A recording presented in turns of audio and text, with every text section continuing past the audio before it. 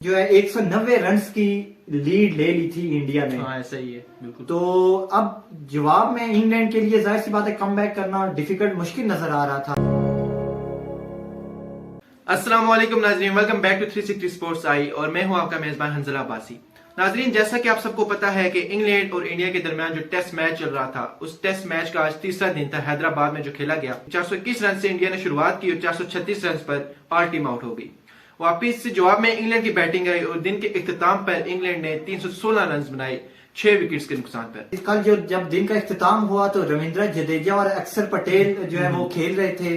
तो दिन का इख्तिताम हुआ, हमें यही लगा कि हो सकता है आज जब शुरुआत हो तो, चूंकि हमें पता है कि अक्षर पटेल भी कुछ ना कुछ बैटिंग कर लेते हैं इंडिया के हवाले से, तो हमें मुख्तलिफ उनकी जो बैटिंग हमने पहले देखी है, तो ऐसे लग रहा था कि रविंद्र जडेजा के साथ वो कुछ ना कुछ पार्टनरशिप बिल्डअप करेंगे। लेकिन अनफॉर्चुनेटली वो दोबारा ज्यादा देर ग्रीस पे मौजूद तो नहीं रह सके, 15 रन ही मजीद बना सके और 436 पे ऑल आउट हो गए।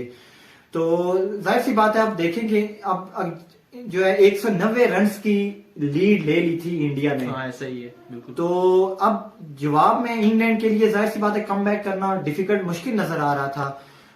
इसलिए जब इंग्लैंड बैटिंग करने के लिए आई तो इंग्लैंड के जो है वो 160 रन पे 5 खिलाड़ी आउट हो चुके थे।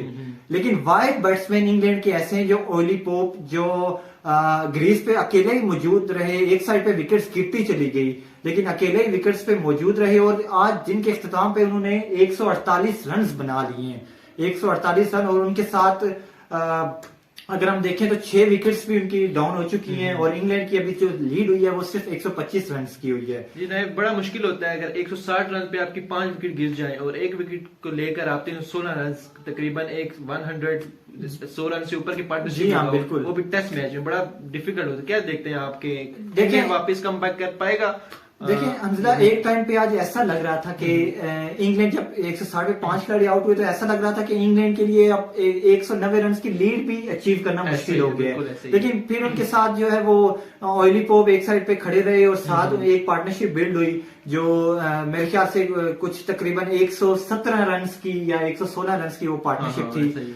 तो उसके बाद कोई इंग्लैंड दोबारा मैच में आया, लेकिन अभी भी जो इंग्लैंड का जो कम बैक है ना वो मुझे मुश्किल नजर आ रहा है, क्योंकि 125 रन की जो आपने लीड ले ली, अब शुरुआत में जब कल दिन शुरू होगा तो फिर दोबारा बैट्समैन को सेट होते हुए टाइम लग जाता है। तो मुझे नहीं लगता कि ज्यादा इंग्लैंड अब 200 तक लीड इंडिया को टारगेट भी दे पाएगा, मुझे ऐसा नहीं लगता। है बिल्कुल। शुभमन गिल के हवाले से हम बात करेंगे कि शुभमन गिल जो है, जो कि पहले बड़ा अच्छा परफॉर्म करते थे, उनने बाबर आजम का रिकॉर्ड तोड़ दिया था, आगे चले गए थे।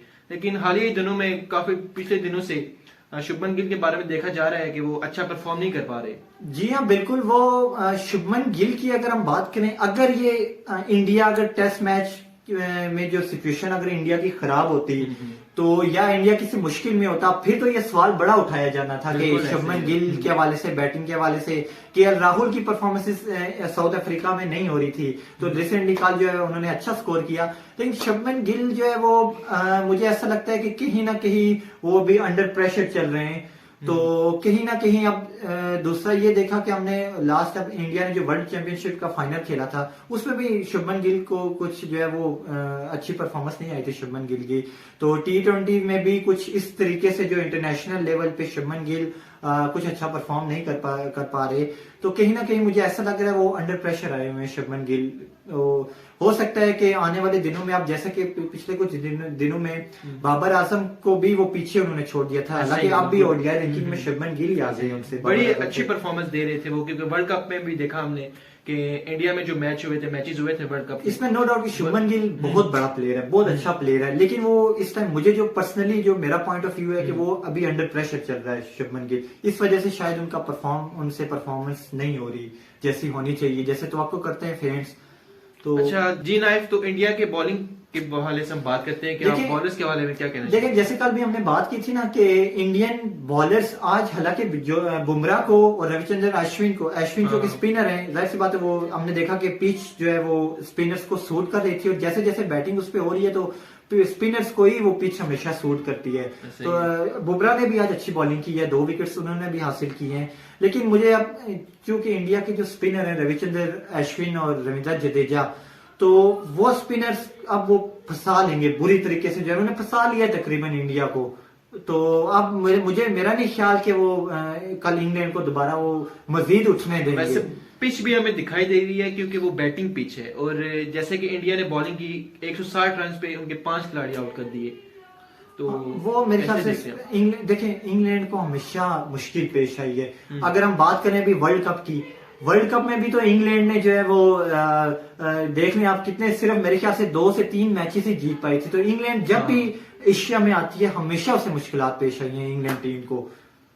तो नाज़रीन, हम उम्मीद करते हैं कि इंग्लैंड वापस इस मैच में कम बैक कर पाए, क्योंकि हालात तो बहुत डिफिकल्ट नजर आ रहे हैं हमें। नाज़रीन, मजीद ऐसी वीडियोस जानने के लिए, देखने के लिए देखते रहिए 360 स्पोर्ट्स आई।